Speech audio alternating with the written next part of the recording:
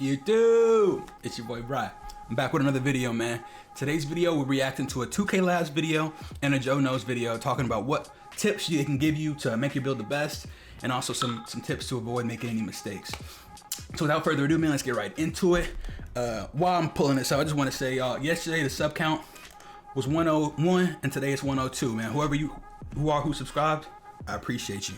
Real stuff. But all right, the first video, 26 builder reveal and some build tips. All right, so let's get into it. What is good, everyone? My name is Spill. What up, Spill, baby? I guarantee you, after watching these 26 build tips, you'll have a better, more informed idea on how to make your build in NBA 2K26. Bet, let's get to it then. Builder is somewhat similar to 25. There's a lot of new things introduced this year that will influence the way you make your builds. Things like badge perks, height and wingspans got altered, certain attribute caps got shifted, and honestly, it's a lot to digest. So in this video, I'm making it my personal mission to give you the best advice to make the best possible build on day one. Starting off with the badge changes, one of the biggest changes I think they did with badges is make Lightning Launch a tier 2 badge at 6'8". There's a lot of talk in the community about 6'8s being a really good height this year, and this change in 2K26 only makes them that much better. This means you'll be able to use your max +2 on a tier 2 badge and get Hall of Fame Lightning Launch on a 6'8 build, which also has access to one of the better dribble styles in the game. No other heights had their tiers changed besides 6'8. And the only other change in badge tiers was Pogo Stick moving to tier 1. You can find every badge tier for every height listed on the NBA2KLab.com website, which comes in handy because we're going to have a ton of max +1s and max +2s, so it's best to figure that out beforehand. They also drastically reduced the pass accuracy requirement for Versatile Visionary. So now Gold Versatile Visionary only requires an 84 pass accuracy, where in 25 it required at least 90. I don't even know if that badge did anything for real last year. Silver and bronze are also a lot easier to obtain, and while these changes are nice, passing itself didn't feel too much improved from 25 from my short time with the game, so be wary of how much you invest into pass accuracy. Another major change is he also showed 2 examples of Shea, so beware, and if pass styles are still in the game, bro, Shea has a terrible pass style. So like his pass style was terrible last year. Pass accuracy. Another major change is that Box Out Beast does not require strength anymore, which means all you need is rebound. Wait, Box Out Beast doesn't require strength? Last year, you needed 96 strength for Legend Box Out Beast. This year, you don't need that, which now leaves a lot more room for other attributes. Now, I still think strength is going to be important on box outs, and you'll still need it for higher levels of Brick Wall, but it feels like the strength attribute will be slightly less valuable in 26. Some more badge changes include Aerial Wizard, which no longer requires layup or vertical. Shifty Shooter no longer requires agility. Pogo Stick is now only Thank you, bro. Why did it require agility last year? I don't know. They just wanted to make agility matter for some reason. I mean, it did matter on defense, but like for shooting the ball shiftily, like I don't know why. By your vertical attribute. And lastly, High Flying Denier no longer has a speed requirement. And as I mentioned earlier, it's smart to plan out which badges you plan on using your max +1s and max +2s on, because so it sounds like they've kind of just reduced the amount of unnecessary like stats that go into badges, which is a good thing. I'm happy they're simplifying the game, which is better for the comp people and the casuals. Keep in mind that in 2K26, you now have 5 max +1s and 3 max +2s that you can. 5 max +1s and 3 max +2s?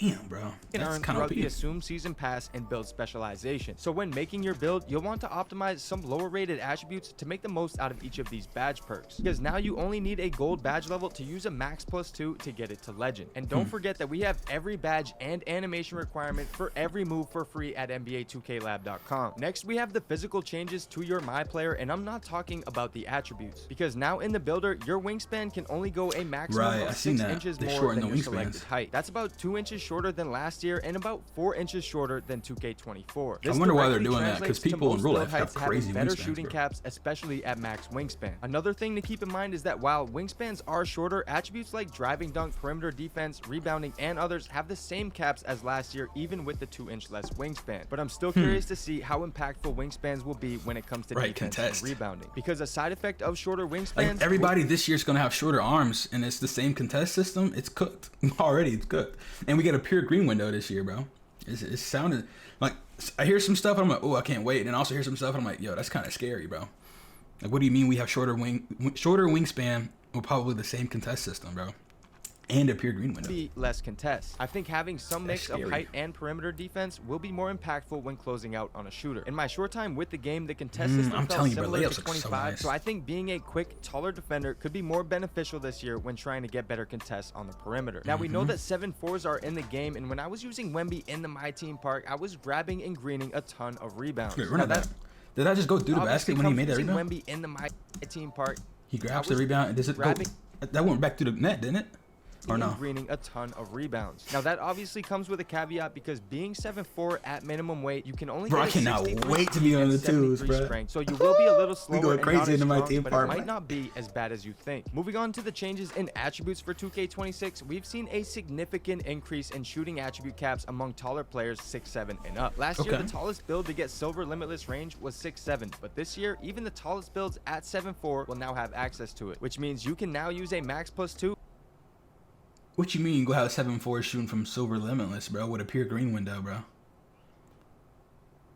I feel like 7'4" is going to be OP, bro. If you master a 7'4" jump shot with a pure green window, you're going to be insane. To bump it to Hall of Fame shooting over those. And overall, it looks like popping centers might actually be insane on 2K26. It's looking like it, bro. To the three-point attribute caps for all heights, and as you can see, it's a pretty significant difference. But these are all, of course... Should I screenshot this chat? Am I that big of a nerd? I think I am.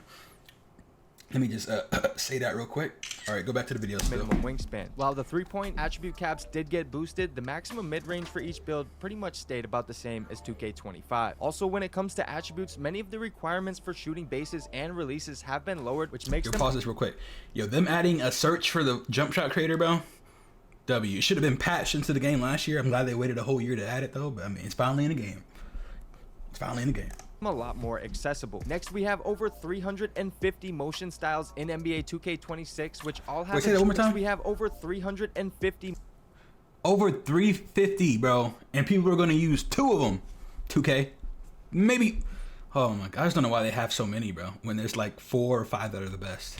Motion styles in NBA 2K26, which all have agility and speed requirement thresholds. And while we don't know which ones are the best quite yet, it's something to keep in mind when finalizing. It's probably gonna be Eubanks and Caruso. All the requirements for the motion styles will be listed on our website. Like how funny would it be if it's Eubanks and Caruso 2 years in a row? Motion styles, top speed, acceleration, and other valuable information for premium members of NBA 2K Lab. NBA 2K26 also added 5 new regular alley-oop packages for a total of 8, with all of the requirements listed below. And from my experience, alley-oops felt now have to time the random button. But when I was going through some of these dunk packages, they actually looked insane. Another thing worth noting was that the Devin Booker dunk package now only requires a 75 driving dunk, which is down from 80 in NBA 2K25. Next, we're going to get into some takeover changes, and I always tell people before they make a build to try and build around a takeover you like to make your best attributes even better. But first and foremost, you want to prioritize the takeover ability that fits your playstyle best. And in 2K26, they've combined some takeover abilities to condense the options and actually make takeovers more worth it. Some of the changes include See the Future takeover ability has been combined into the Rim Guardian takeover.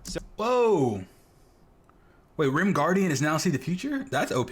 Silky Shooter and Marksman have now been combined into the Sharpshooter takeover. Vice and Spoiler have been combined into the Glue takeover. And lastly, Interior Force and Deep Post Bag have been combined into the Paint Surgeon takeover ability. And for our last tip, the builder looks completely different in 2K26. And there's a few things to keep in mind when making your builds to help save you some time. The first thing is to make sure you show the detailed view by pressing triangle or Y when adjusting your attributes. This will bring up the badges screen where you can also press the left or right trigger to scroll between takeovers or the build by badges feature. Now that is all we have for the 26 build tip. As always, W Video Spill, you and the boys over there, y'all always kill it, man. Appreciate y'all for putting out this great information, great videos like this, man.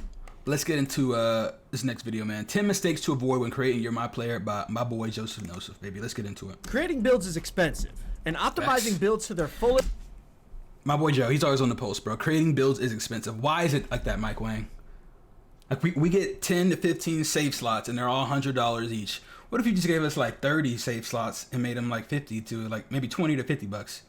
I feel like people would make more builds and you probably would still end up getting about the same. All right, whatever, bro. I'm gonna hop off that high horse, but like, yeah, the builds for this to be supposedly a kids game that it's open to everybody. Why do all the builds $100, bro? That shit's insane.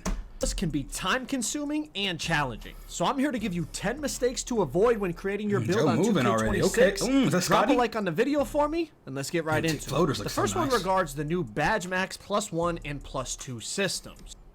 So you get 2 Max +1s and 2 Max +2. Oh, wait. Where's this one? So you get 3 Max +2s and 3 Max +1s? I'm confused. So understanding this is very important. I'm going to explain a few reasons why. You're going to get a Badge Max +1 in the Tier 1 and Tier 2 slot.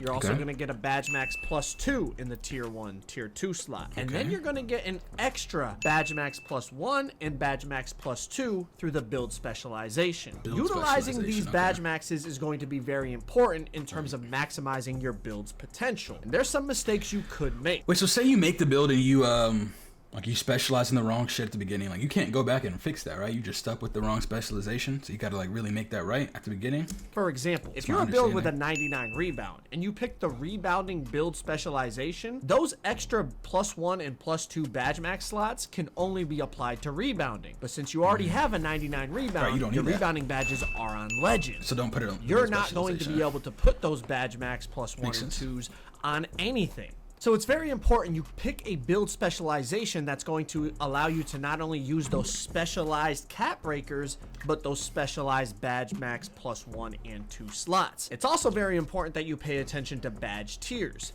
Depending on the height of your build, certain badges are going to fluctuate between Tier 1 looks like and 6'8" Tier this 2. year. It's the money This could be height, the bro. difference between using your Badge Max perks on very valuable badges all across the board, or having to waste it on a less valuable badge because you weren't paying attention to which badges were in the Tier 1 and Tier 2 slots. Pay attention to your badge layout and all these new Badge Max slots to make sure you're able to utilize them on more valuable badges. Next up, with pure green windows returning to 2K26, it's going to be more important than ever to find the biggest green window jump shot bases for your specific build.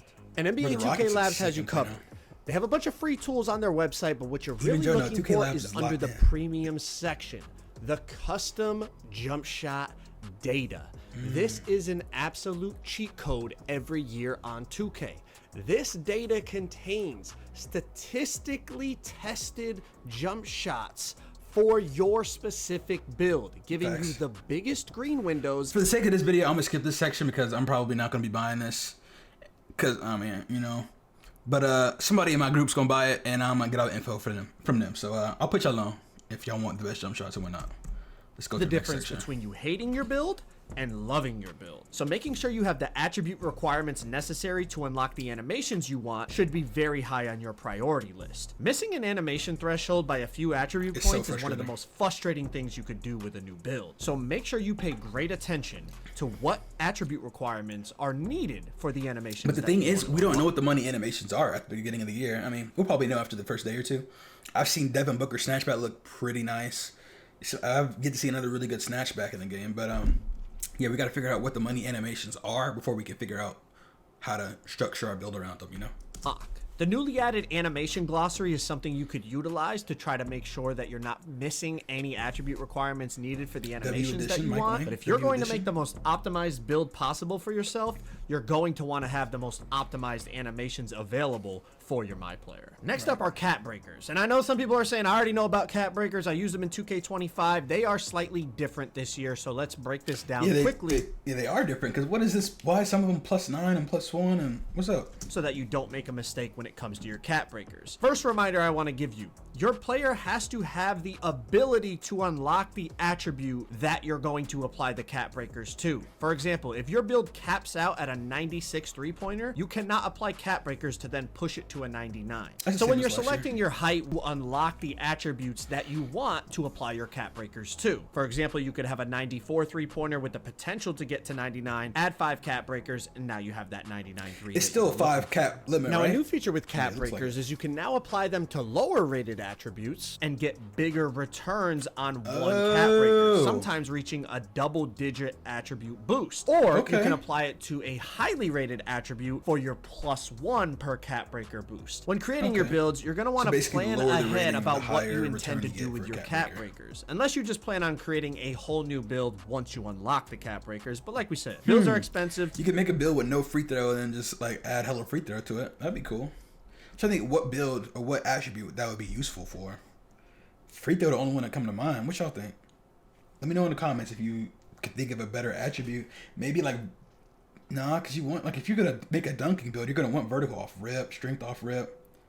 But you could probably go without free throw off rip if you're not going to play like fives at the beginning of the year. I don't know. Sometimes you want to plan in advance that, hey, by the time I unlock my cap breakers, I already know where I'm going to use them. And lastly, when it comes to cap breakers, remember, you're going to have to unlock these cap breakers. You are not starting with cap breakers on your build. Even the build specialization cap breakers that have to be applied to a specific attribute category, you're going to have to unlock them through the build specialization quests. High risk versus low risk builds. I've talked about this on my channel for years. If you're someone that's planning on making... Bro, him saying high risk and low risk just brought me back so much PTSD, bro. They don't have that in the game this year, do they? Right? It's just all one... It's pure green window, so they can't have higher risk or low risk, a couple builds at the start of the year. Let's say you plan on making a guard and a center. If you're someone that's planning on making a couple builds... This is an actual user, bro. They tried taking a charge and just got murdered. At the start of the year. Let's say you plan on making a guard and a center build.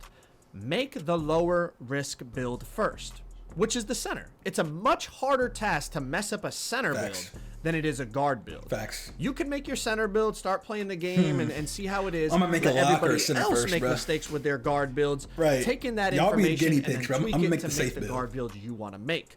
Guard builds are easier to mess up because there's more that goes into them. You have to make sure you're getting specific dribble moves, specific layup packages, jump shot bases, dunk packages. There's a lot more that goes into it as opposed to a center. You're really just making sure you got the attributes and the badges that you want. Sure, there's some dunk packages and jump shot bases you want to get, but they're at much lower attribute thresholds. Everybody's You're abusing pretty much going to KD's have videos. access to all of them as a big man. So make Curry the Leader low looks ass risk again builds this year. first. Let everybody else make mistakes with the higher risk builds. Taking that information, make the tweaks that you need, and then make your higher risk builds. KD so Leader make looks the different low this year, risk no? build first. Let everybody else make mistakes with the higher risk builds. Taking that information, make the tweaks that you need, and then make your higher risk build a few days later.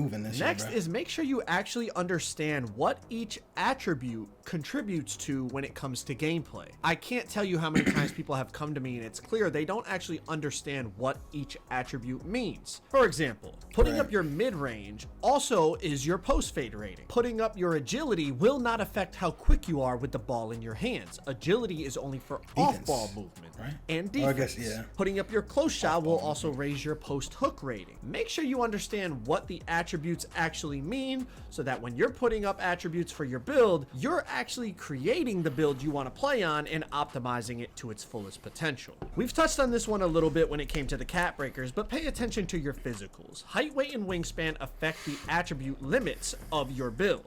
Make sure the physicals you select allow you to get the attributes and badges that you want to unlock to optimize your build. Also this year, pay attention. The maximum wingspan now is 6 inches above whatever height you choose. Also pay attention that some of the attribute caps have changed based on height and wingspan. Taller players and players with longer wingspans now have access to higher 3-point ratings. That's just one example. Make sure you're paying attention to your physicals and what it allows you to unlock on your build. Create a build to fit the game modes that you like. I love seeing play. It's just so funny to me seeing Caitlin Clark and the WNBA players, bro. It's so good. I think it's a nice change. I just hope they put them out earlier into the year, bro, where they're actually decent. Because if they wait till the end of the year to start releasing WNBA cards, and we already have like 6'8" and 6'9" at every position, it's going to be a little disappointing. If you like to play on the 1v1 court, you're not going to need pass accuracy on your build. But if you're somebody who likes on the 1v1 court, you're not going to need pass accuracy on your build. But if you're somebody who likes to play 5v5 rec or pro-am, pass ac might be more of a necessity. Same thing that goes with free throw. If you're only a park player, you're not going to need free throw on your build. But if you're somebody that likes to dabble, she doesn't look that short on the court either. Pro-am, you might want to raise that free throw rate.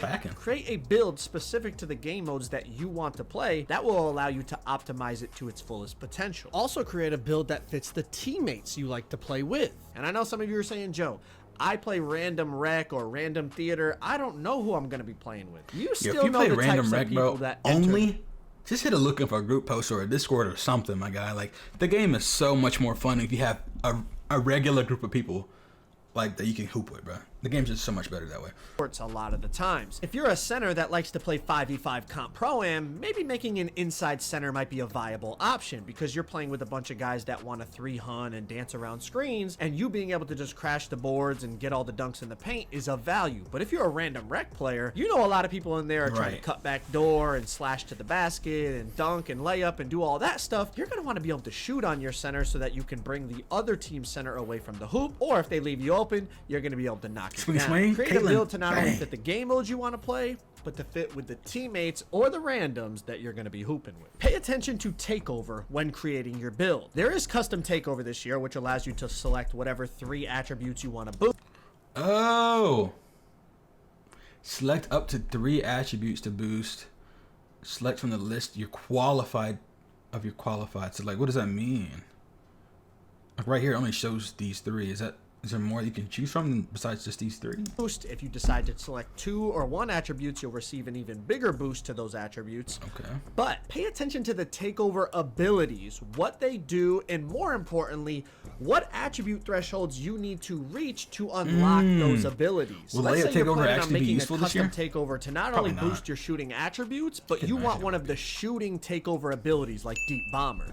If you don't meet the attribute requirements to unlock the Deep Bomber ability, you're not going to be able to use that in your custom takeover. Make sure you're paying attention to the takeover thresholds and meet the attribute requirements to unlock them. And probably the most important tip I can give you when it comes to make requirements. What step back is that right there? Anybody know? Probably the most important tip. Right there. Because last year that was the Brunson snatchback.